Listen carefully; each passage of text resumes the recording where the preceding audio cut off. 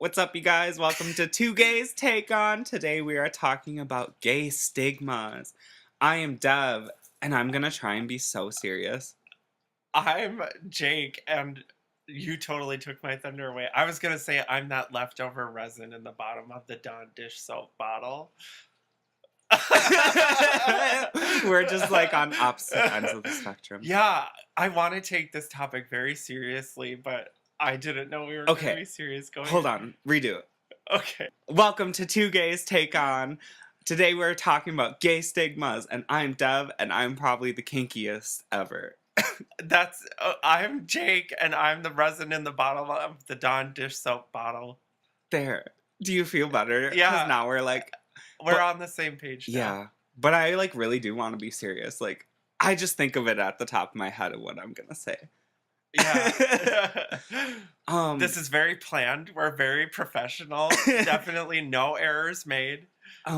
Yeah, if you're looking for professionalism, a gay podcast probably is not the place. This, especially with us. I'm sorry. We're a disaster. The amount of times we've probably already talked about buttholes and stretching them, probably so much. So much. Sucking dicks. Oh, so much. So much. Okay, but speaking of sucking dick, now we should probably talk about our topic. Oh, shit. You call us out. That's okay. Yeah, I'm here. Take a seat, take a sip. I'm here to spill that tea. All right. That was a really long sidetracked intro. I'm sorry. But, so gay stigmas, there is literally so many of them out there. I always think of Kimchi's song. The Fat Femme and Asian. Oh. Kimchi is from season... I don't remember. Is it 7 of Drag Race? Yeah. RuPaul's Drag Race is a wonderful show with drag queens, and you should all watch it. But Kimchi had a song in the finale called Fat Femme Asian that basically just... It was a banger. Yeah, it was a banger, but it also pointed out that there's more to the gay body than just the standard slim twink, you know? She identified with exactly what she was. She knew she was fat. She knew she was femme. She knew she was Asian. All of those are minorities in the gay community. And she's like, I don't fucking care. I'm gonna do me. Yeah. Yeah, I loved that dance too. I think that was really iconic. It was. I think unless you are white and really slender, it's very hard to be... It's hard to feel wanted. Yeah. You don't sign on and all of a sudden get the muscle, like the gym bunnies who are like, you want to fuck. Yeah. But not only that, I feel like a lot of people, because you're not, the standard for gay beauty, that there's a lot of people out there who just want to use you or be with you for just one night because they think that you're, less of a person. I have honestly had that in my experience where when I was bigger and I lived here last time, I had a lot of guys that did not want to spend time with me. They just would want to fuck and never talk to me again. I feel that though. I feel like I have that experience a lot, but I also have I still have issues about my body, and I think it's because of that, because you feel very much ostracized if you are not packing a 6-pack, 8 inches, 6'5", yeah, chiseled chin. I could go on for days. Let's start with body image, because that's a huge stigma in the gay community. I think that should be the basis of where we start. But I feel like I'm not a big guy right now, but I would say I'm an average build, I'm pretty proportionate. I am 6 foot and wear a 34 waistline. And I still don't really feel comfortable within the gay community. I still feel like my body is not up to standard, which is so ridiculous because there is no standard. There shouldn't be. Well, I feel like there is. I know. It sits in the back of everybody's head all of the time. Yeah.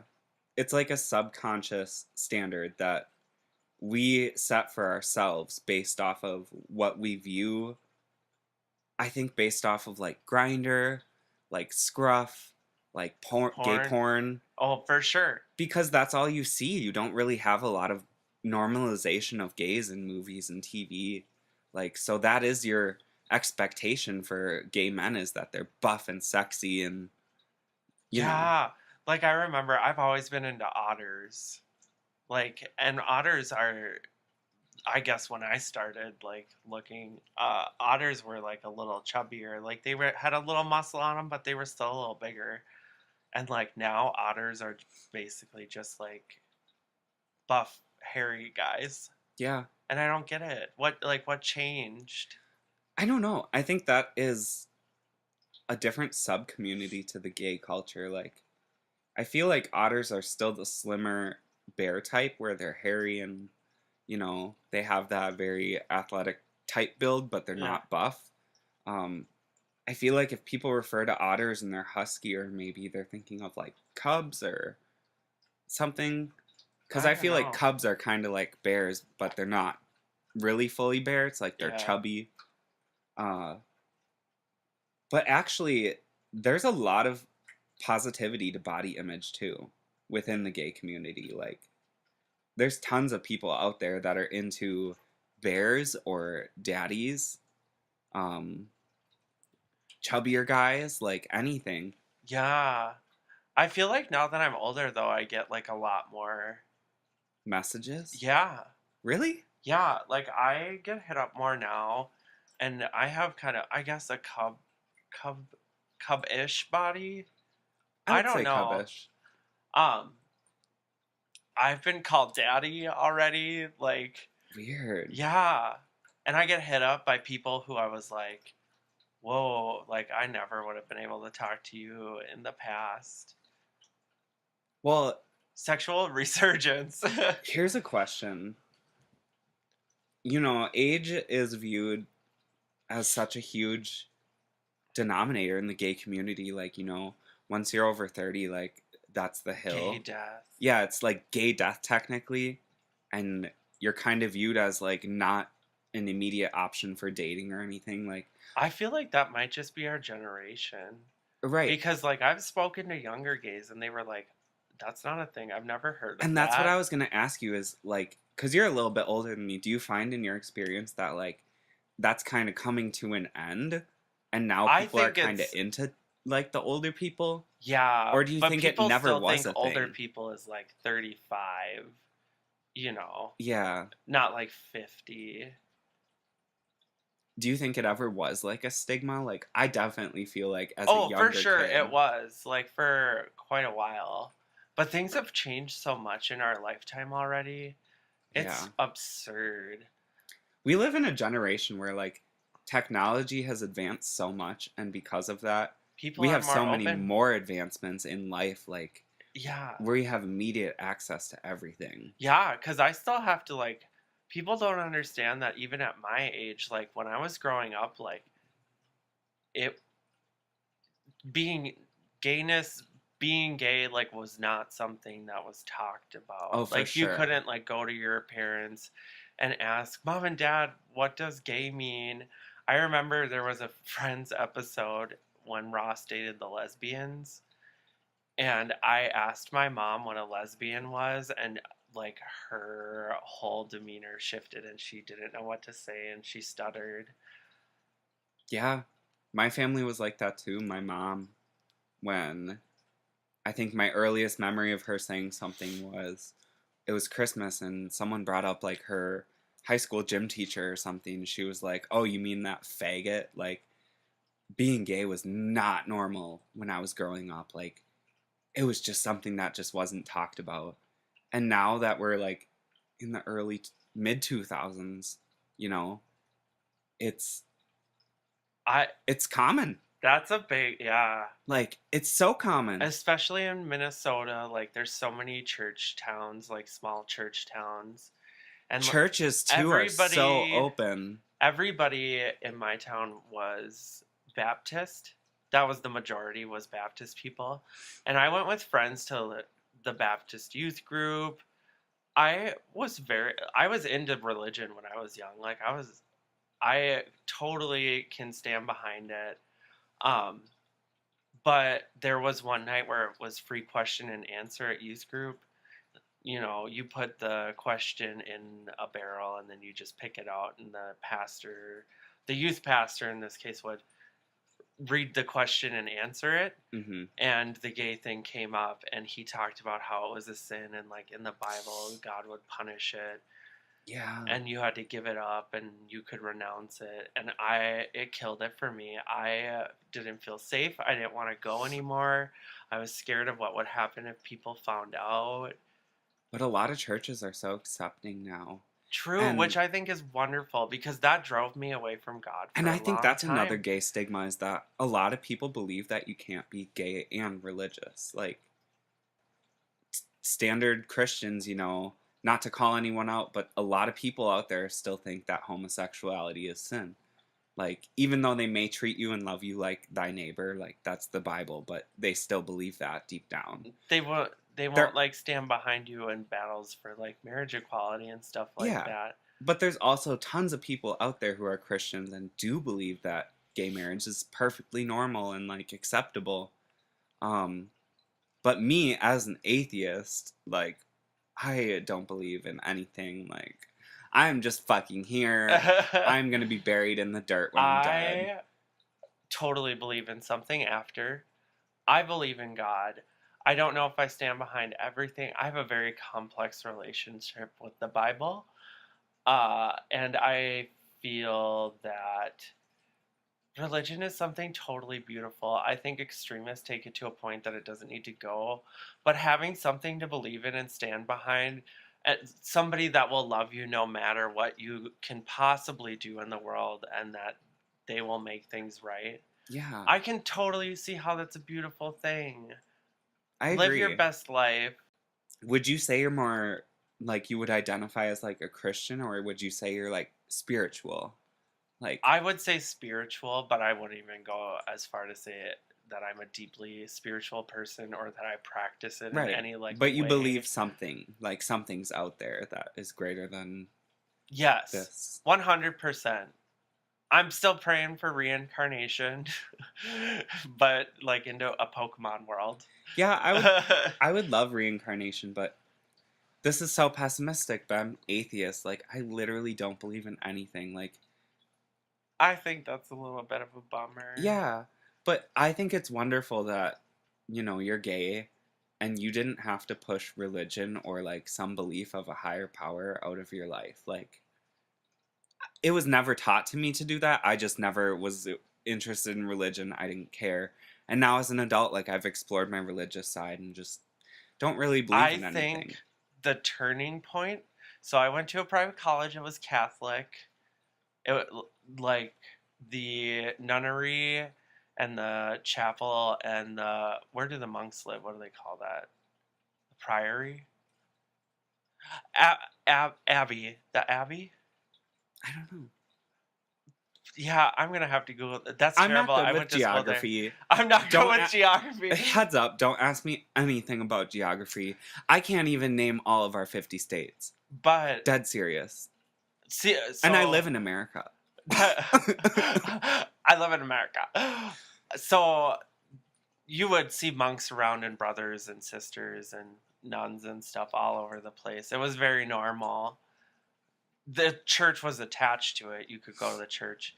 And part of the college degree was a required like couple theology courses.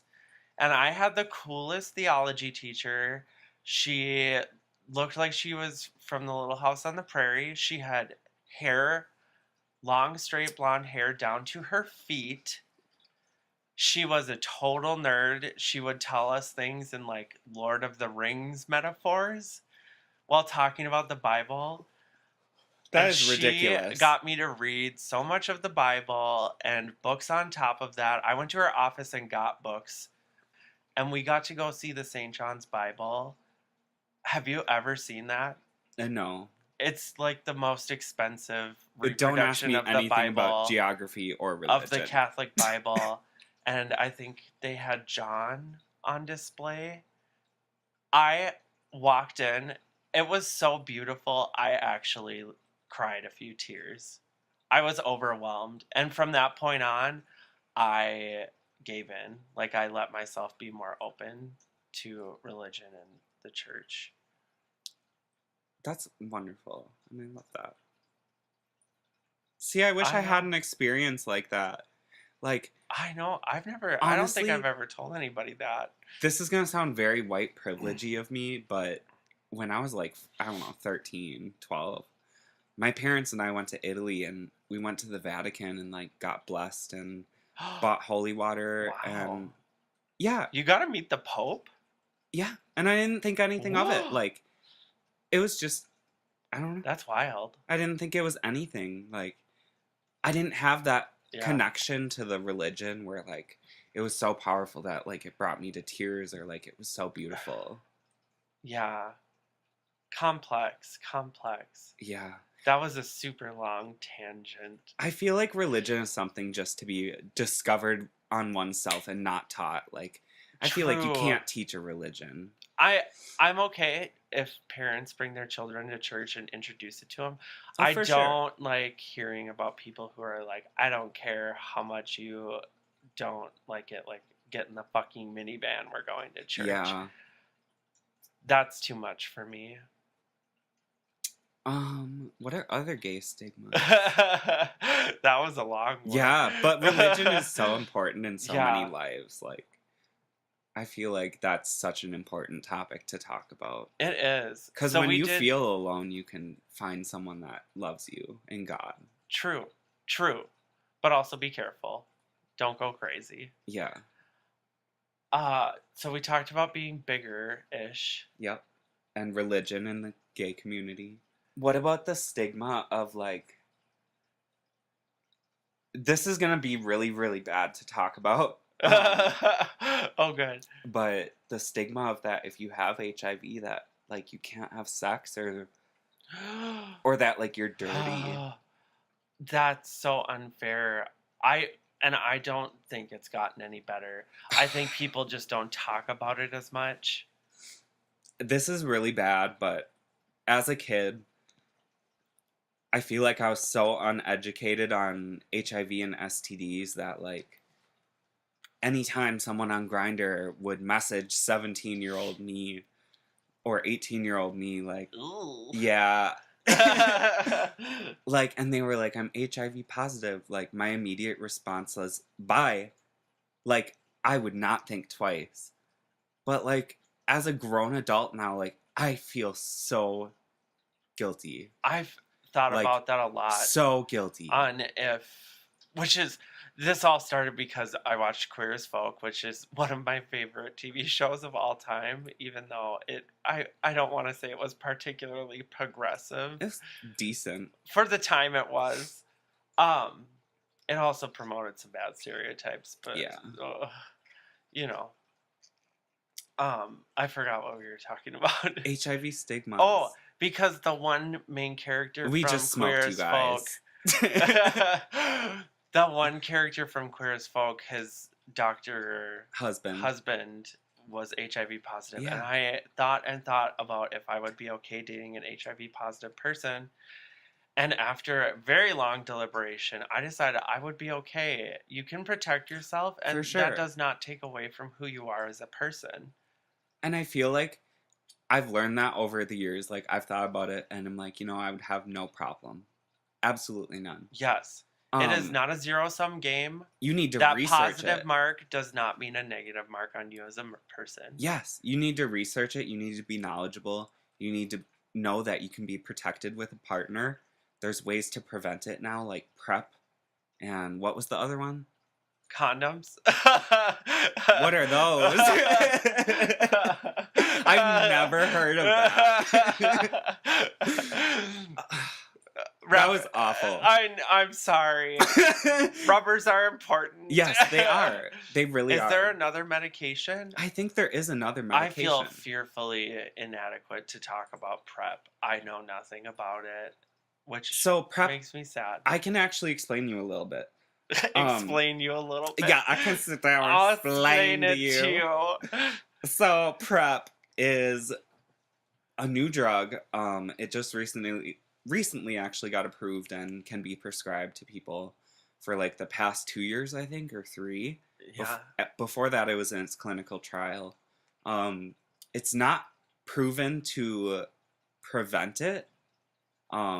It's proven to reduce symptoms, and it's proven to reduce your chance of contact with the disease. Still use condoms. Yes. So it's not 100% effective, but it does prevent. Oh, yeah. See, I knew that. I've had people who are like, I'm on PrEP. We should raw. And I'm, no. It doesn't mean you're I can't. 100% safe. Yeah, I can't. Condoms are a must. Safety first.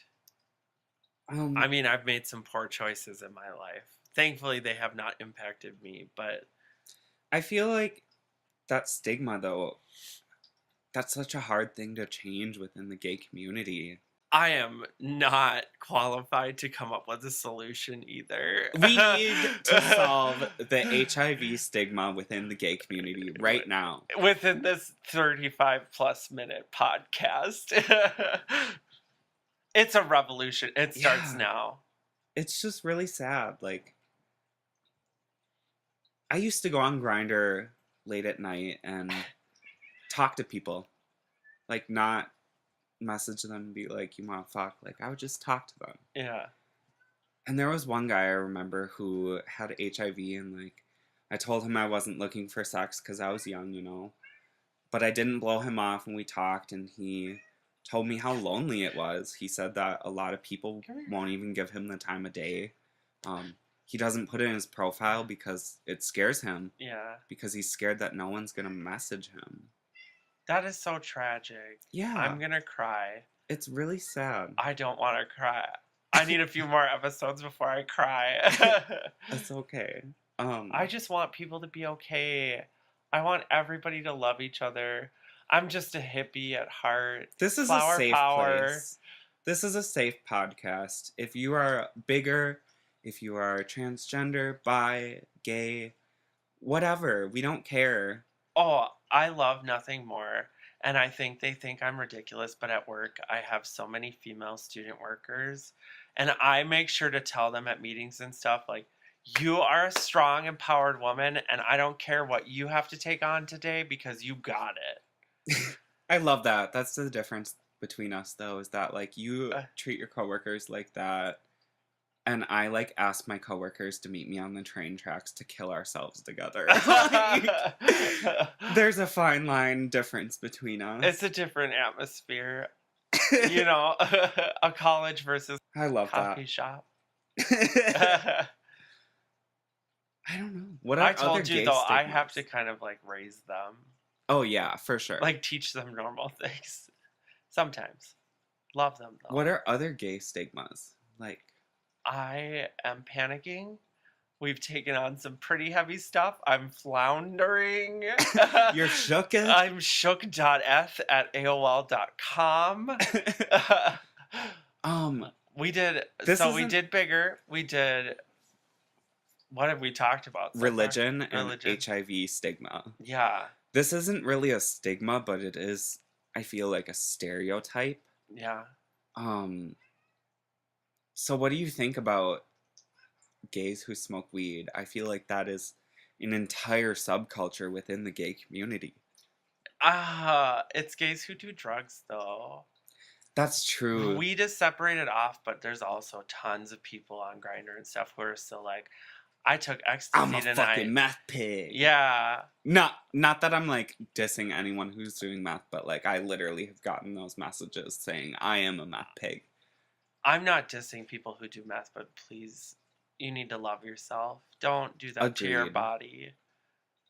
But I feel like there's the subculture of gays who smoke weed, and that's, like, its own little gay subculture, and then there's another gay subculture that, like, is addicted to poppers and meth. And yeah, for sure. That's the whole term of, like, party and play, but I feel like that gay stereotype of, like, gays using drugs has become a valid thing, especially now in this generation.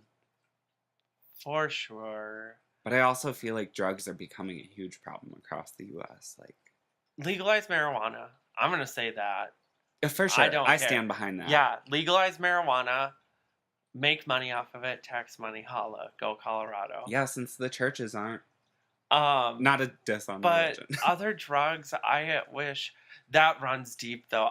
I'm totally conspiracy theorist on that. It goes all the way to the top. It does though.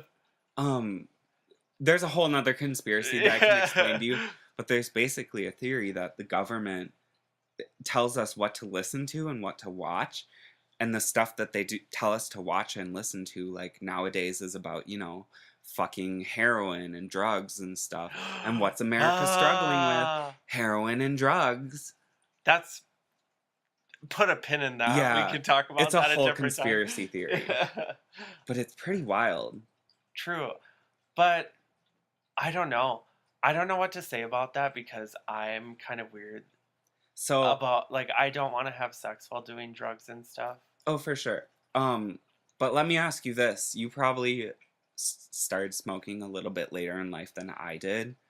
Before you smoked, if you had encountered a gay who had smoked, would you be into that, or like, would you be like, I don't Probably, know? but I was also very lost. 18 to about 23 was a mess. If I got attention, I would give into it, and I would just do whatever the other person wanted to do. Easily. That's fair. I feel like I was kind of the same way at that age. Pretty lost. I think everyone's lost at 18. Like, how the fuck are you supposed to know what you want to do with your life when you still have to ask for permission to use the bathroom? Like, Jesus Christ. Yeah, take it in baby steps. Fuck. But also, the older I get, I'm like, shit, time is limited. Every day goes faster. Here's a really important gay stereotype that I want to talk about. So I work at a coffee shop, and there's a stereotype that if you're a male and you're a barista, you're gay. That's not true at all. I mean, I'm sorry, I shouldn't laugh. Most of my male coworkers are gay, but that's not the point. But yeah, there's always a couple guys who aren't. You can't group them all in together. A job is a job. I feel like that goes deeper though, because that's still riding upon the premise that being assumed gay is somehow negative. I agree. When you uncover the onion layers, like Shrek. That's a whole nother stigma, that being gay is negative, that it's a bad thing. It is. It still pervades our culture. Oh, 100%. That was crazy. Yeah. You have to buy me the entire world. The entire Taylor Swift discography limited edition. Oh, she's dead to me. Oh, no! Yeah. Life changing. I'm really sorry, but I threw away all of my Taylor Swift stuff. That's wild. Yeah. Gone are the days. I'm not into her. I like punk rock now. I'm a rock kid. Reeling back though. Yeah. I can't even think of what we were talking about, because the Taylor Swift had you so fucking shook. Yeah. Oh, that being gay is bad. Yeah. It totally invades our society right now, and especially under the Trump presidency, that Mike Pence is his vice president and heavily supports against the gays. I almost cried when he got elected, and I thought that everything that has been worked for by people in our community was going to be taken away in a breath. And it is! It is being taken away. Stay strong, America. We're in this together. We got it! We literally are in this together. We're all in this together. Stop. Zac Efron. Stop. Is that because we just talked about High School Musical? Yeah, for sure. Oh, I hate that. No. Being gay, though, is not a bad thing at all. No. And also, most importantly, is not a choice. I agree. Same with being transgender. It is not a choice. Being bi, being a lesbian, nothing is a choice. You are born the way you are. From a very young age that something is different. Like, you don't know what it is. It's all pheromones and shit. Yeah. It's biological. You just don't, you can't identify it because your young brain can't process I what totally you believe are. that gaydar works too in the whole pheromone thing. Like, that Oh, you for can sure. smell. Like, somehow genetically you just know. Because I have guessed people out of nowhere and been proven right. And I was like, damn. See, I told you. What about the gay stigma of having sex with more than one person in a night? In a night? Yeah. As in Like like a multiple times? No. like a threesome, No. multiple partners, or like Different people at different times. I say get it. I feel like I would just get tired. Like, I've lived that fantasy, and you know what? It is fucking fun. As many as you can take or get. I know what are you talking about? Like, have you seen sketchy sex porn videos? No. Oh, it's like the total frat boy house where there's like a couple guys who just like get frat used X? over and over and over. Got it. Yeah. I'm glad we're comfortable bringing that up. But where it's just like the total slut fantasy, like you're just being used and abused by a bunch of hot guys over and over. I've lived that fantasy. I find that shit super hot. Ursa Boots. That's his cat. That's my cat. She is scratching at the window. Of my porch. She wants to go out on the porch. You can't. Not right now, Kitty. Not right now, Kitty. Stop. What are other gay stigmas that we should talk about? I don't know. Slut shaming? Yeah, don't slut shame. That's a whole nother topic. That goes with what we were just talking about. That goes along with, like, rape culture. Like, that is a whole deep systematic thing. I don't approve of it. I don't. If you want to go out there... I am a huge slut. I'm guilty. A slutterfly. I gotta bring merch. Gotta get that brand on there. I'm dead. I say do whatever you want. It's your body. As long as you're safe and you're respectful to yourself. If it feels good, you want to do it, you feel safe, do it. And even if you don't feel safe, struggle for air. It's fine. Struggle. That's terrible. No, safety. Have you ever been choked, though? Establish a safe word. I have been choked, but I don't think I've ever had anybody choke me as much as I want them to. Saying that out loud feels really dark. I've been, like, struggling for air before, like. But I'm also total into the face fuck fantasy where, like, you can't even breathe. No. I don't know what it is about that. No. That terrifies me. Maybe because I'm not good at that particular thing. But I would literally die. Probably because I'm a heavy smoker and I fucking sound like Amy Winehouse. It's a dive of chocolate, darling. I live for that voice. Same.